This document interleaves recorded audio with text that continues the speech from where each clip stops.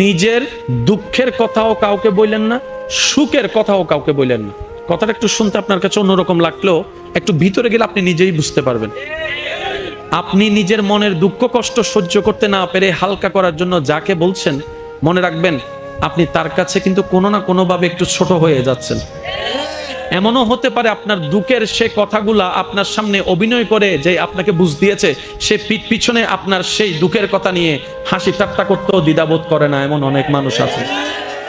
আপনি যাকে দুঃখের কথা বলে মনকে হালকা করার চেষ্টা করছেন, আপনার দুঃখের কথার সে দুঃখটা সে বুঝবে না, কারণ তার সাথে তো সেটা ঘটেনি।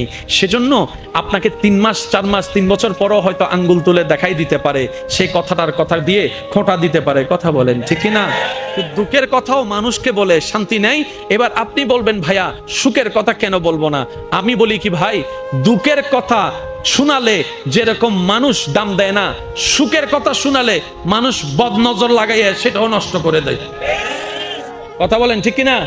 সেজন্য আমি বলার চেষ্টা করি, যখন বেশি দুঃখ হবে অন্তর বেশি ব্যথিত হবে, অন্তরে প্রচুর পরিমাণ কষ্ট